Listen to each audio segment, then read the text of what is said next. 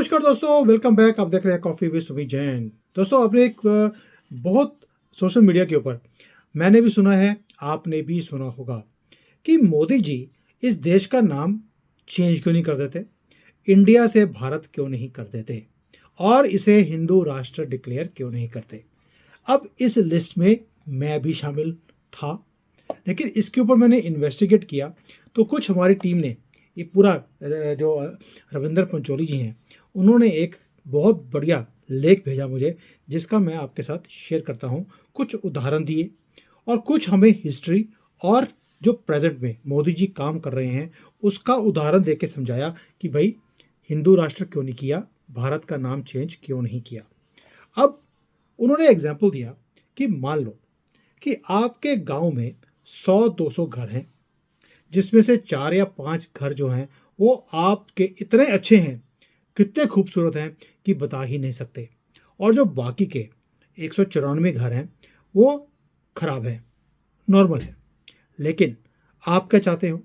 आप चाहते हो कि उस गांव का जो सर्वश्रेष्ठ घर है वो आपका हो। तो फिर आपके पास क्या चॉइस है? आपके पास दो चॉइसेस हैं, दो उपाय हैं। ये है कि एक तो आप जो बाकी के जो अच्छे 4-5 घर हैं उसे आप डायनामाइट डालिए, डायनामाइट, और उन्हें उड़ा दीजिए ताकि वो खूबसूरत घर नीचे गिर जाए जो 4-5 है, और आपका घर सर्वश्रेष्ठ हो जाएगा उसके बाद। दूसरा है कि आप अपने घर को दोबारा से उसकी दोबारा से पुनर्रचना करें और उसे सर्वश्रेष्ठ बना लें। जबकि आप सोच के देखिए, दोनों में जो लक्ष्य है वो सेम ही है, लेकिन तरीके अलग अलग हैं।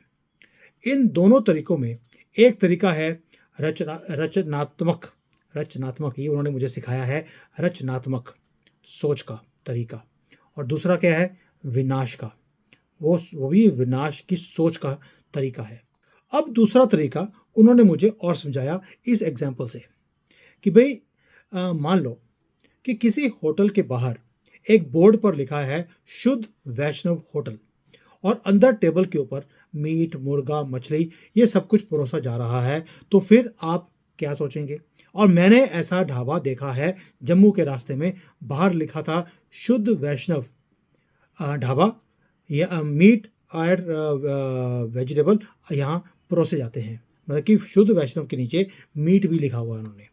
ऐसा भारत में ही हो सकता है, और ऐसा भारत में हो भी रहा है। या दूसरी तरफ आप जाते हैं एक होटल में, उसके ऊपर वैष्णव होटल नहीं लिखा हुआ, लेकिन वो हमेशा शुद्ध सात्विक भोजन खिलाते हैं। तो फिर आप क्या सोचते होंगे उस ढाबे के लिए या होटल के लिए? जाहिर सी बात है कि आप बाहर लिखे हुए बोर्ड की अपेक्षा खाने की जो अंदर क्वालिटी है, जो आपको वो परोस रहा है, उसके ऊपर आप ज़्यादा ध्यान देंगे।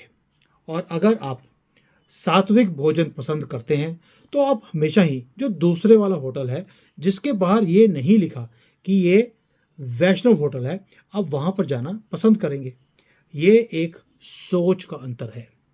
अब मैं ये इसको दोनों को एग्जाम्पल्स को कोलेट करके आपको समझाता हूँ कि मैं बात क्या कर रहा हूँ। कुछ लोगों की मान्यता है कि खाना चाहे जैसा भी मिले, लेकिन बोर्ड वैष्णव होटल का लगा रहना चाहिए। ये शायद मैं भी ऐसे सोचता था, आप भी ऐसा ही सोचते होंगे। जबकि अब मेरा मानना है कि बोर्ड तो बाद में भी लग जाएगा, पहले खाना जो है वो पूरी तरह से सात्विक और शाकाहारी ये होना चाहिए। बोर्ड की क्या बात है?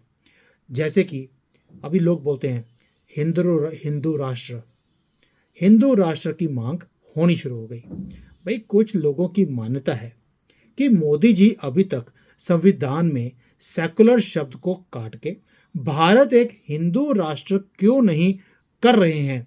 ये इतना विलंब क्यों है?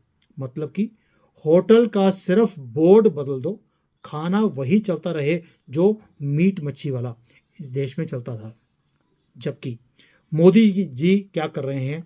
मोदी जी होटल के बोर्ड को बदलने की जगह खाने के ऊपर पूरी तरह से उसको सात्विक और शाकाहारी बनाने में लगे हुए हैं। अब इसका मतलब क्या है? मतलब ये है कि देश की जो संस्कृति है, संस्कार हैं, उसे हम बदल रहे हैं। और आप याद करके भी देखिए कि भारत में हिंदुओं के मेजॉरिटी होने के बावजूद भी 2014 से पहले हमारी हालत क्या थी और हमारे पास है था क्या। मुगलों की हिस्ट्री और गंदी गंदी बदबू वाली गलियां, जिसमें से घिरे हुए हमारे काशी विश्वनाथ के मंदिर, बुनियादी जो सुविधाएं होती हैं उससे भी तरसते थे हमारे महाकाल के मंदिर। और कैसे कैसे रात के अंधेरों में हमें वैष्णो देवी की यात्रा करनी पड़ती थी और टेंट में हमारे भगवान राम पड़े हुए थे, फटी हुई टेंट में। जबकि हर शहर में आधुनिक सुविधाएं से लैस हुए हुए आपको जगमगाते हुए हज के हाउस मिलते थे, चमचमाते हुए मज़ारें मिलती थी। हज के जाने वाले लोगों के लिए तो अलग से एयरपोर्ट के ऊपर टर्मिनल था, वीवीआईपी उन्हें ट्रीटमेंट मिलता था। और हिंदू आपको ठेंगा भी नहीं। और ऐसे में आप संविधान के एक पन्ने में भारत एक राष्ट्र, हिंदू राष्ट्र है, ये लिखवाकर क्या बदलना चाहते हो? उल्टे उसकी जो रिएक्शन आएगा वो ये होगा कि दंगे होंगे, हजारों लाखों लोगों की जान जली जाएगी और अंतर्राष्ट्रीय जो हमारी इमेज है वो खराब होगी, हमारे ऊपर सैंक्शंस लग दिए जाएंगे, हमारा जीना हराम कर दिया जाएगा। यही तो सभी चाहते हैं। और इसलिए मोदी जी ने होटल का बोर्ड बदलने की बजाय पहले खाने की जो प्रॉपर्टीज़ हैं उसे बदलना शुरू किया, संस्कृति से जोड़ना हिंदुओं को शुरू किया। क्योंकि अगर एक बार हमने खाने की जो प्रॉपर्टीज़ हैं इसको बदल दिया, उसे दोबारा से सात्विक और शाकाहारी कर दिया, तो फिर आपको होटल का बोर्ड बदलने की ज़रूरत पड़ेगी नहीं। और अगर करोगे भी तो बड़ी आसानी से हो जाएगा, क्योंकि फिर तो वो होटल खुद ही एक शुद्ध वैष्णव होटल के रूप में प्रसिद्ध हो जाना ही है। महज 8 सालों के छोटे से एक टाइम के अंदर आप देखिए, जहाँ पहले हमारे पास भगवतिया के नाम के ऊपर क्या था, एक मीनाक्षी मंदिर था या तिरुपति का मंदिर था, इसके अलावा हमारे पास कुछ था ही नहीं। और अब केदारनाथ से लेकर अयोध्या जी, काशी कॉरिडोर, महाकाल लोक, कितने ऐसे ऐतिहासिक धरोहर हैं जो बनती जा रही हैं और दुनिया को हम गर्व के साथ दिखाते भी हैं। अब इस भव्य मंदिरों की वैल्यू क्या है? अब आप बोलेंगे मंदिर बनने से क्या होता है, मैं आपको इसकी वैल्यू समझाता हूँ। जो हिंदुस्तान पहले सिर्फ ताजमहल और लाल किले के लिए पहचाना जाता था, अब हिंदुस्तान सरदार पटेल की प्रतिमा या फिर भव्य जो हमारा दिव्य अयोध्या जी का श्री राम का मंदिर बना है उसके लिए, काशी का कॉरिडोर हो, महाकाल का लोक हो, केदारनाथ का कॉरिडोर हो, इससे पहचाना जाएगा। ये इस तरह मोदी जी द्वारा हिंदुस्तान को भव्य मंदिरों के देश के रूप में दोबारा से पुनर्स्थापित करते जा रहे हैं। अब इसको और तरह के तरीके से हम समझते हैं। अगर अभी तक आप ये नहीं समझ पाए कि ये क्या हो रहा है, तो मैं उसे एक बहुत ही साधारण भाषा में समझा देता हूँ आपको। जब हम मुगल काल से पहले का इतिहास पढ़ते हैं तो हम यही पढ़ते हैं बचपन में कि गजनवी हो, गौरी हो या उन जैसा कोई और जिहादी जो भारत में आए थे, वो भारत में आके क्या हुआ, भारत में जो सबसे बड़े बड़े मंदिर देखे, उसको देखकर चकाचौंध रह गए थे कि इतने भव्य मंदिर यहाँ पर भी। प्राचीन काल में अयोध्या जी हो, काशी, मथुरा, सोमनाथ, ऐसे ऐसे मंदिर थे, इतने भव्य और विशाल थे कि वो आतंकी हैरान रह गए थे उन्हें देखकर कि बाप रे, ये इतना भव्य ये है क्या। और उन्हें उनकी जो सोच है वो वहीं पर थम गई कि ये तो स्वर्ग है। और तभी उन्होंने जाकर वापस बोला भी, हमें स्वर्ग मिल गया, भारत स्वर्ग था और दोबारा से स्वर्ग बनने की राह पर हम दोबारा पड़ गए हैं। और बाद में क्या किया इन्होंने, जब होश आई तो उन्होंने हिंदुस्तान की जो ये आतंकी थे, इन्होंने हिंदुस्तान की सभ्यता और संस्कृति को नष्ट कर किया, उन भव्य मंदिरों को नष्ट कर दिया और उसके मलबे से वहीं पर खुद के लिए एक ये जो ढांचे खड़े किए हैं मस्जिदों के, वो खड़े कर दिए। और अब 1000 साल के बाद मोदी जी हमारे उसी प्राचीन काल के हिंदुस्तान के जो भव्य मंदिर थे उसे वापस ला रहे हैं। इसलिए हिंदुस्तान को एक बार फिर से दुनिया से उसी शक्तिशाली और जिसको हम कहते हैं वैभवपूर्ण देश के रूप में स्थापित करने के लिए जो मुहिम मोदी जी ने शुरू करी है उसका ये एक सिरा है मंदिर। और जहाँ हमारी पहचान कोई लाल किले या ताजमहल ऐसे आलतू फालतू कोई मज़ारें इन्होंने खोली हुई हैं अजमेर में या हज हाउस, इनके साथ हमारी पहचान नहीं है, बल्कि दिव्य भव्य जो मंदिर हैं, कॉरिडोर हैं, इनके साथ हमारी पहचान बनने वाली है। क्योंकि अगर आप नहीं जानते हैं तो ये भी आप जान लीजिए कि आपके लिए दिलचस्प होगा कि उज्जैन के जो महाकाल लोक का उद्घाटन हुआ था, समारोह हुआ था, वो दुनिया के 40 से ज़्यादा देशों में लाइव दिखाया गया था। और उसी तरह जो हमारा अयोध्या जी में जो श्री राम के प्राण प्रतिष्ठा का जो महोत्सव था वो पूरी दुनिया में लाइव टेलीकास्ट हुआ है। सारे रिकॉर्ड उसने तोड़ दिए। और यही तो है सही माने में हिंदू राष्ट्र की स्थापना का मार्ग, ये रास्ता, ये जो मंजिल हम पाने के लिए हम लोग एक ललकार लगा रहे हैं, जहाँ सिर्फ होटल का बोर्ड ही शुद्ध वैष्णव होटल नहीं बल्कि खाना भी वैष्णव शुद्ध और सात्विक बनाया जा रहा है।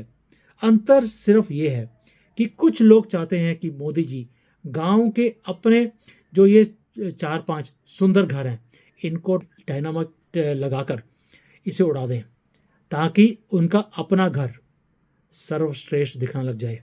जबकि मोदी जी क्या कर रहे हैं, दूसरे के घरों से कोई छेड़छाड़ किए बिना अपने घर के इस तरह से रेनोवेशन कर रहे हैं कि हमारा घर सिर्फ अपने गांव में ही अच्छा ना दिखे बल्कि आसपास के 100-200 जो और गांव हैं उसमें भी सर्वश्रेष्ठ की गिनती में आ जाए।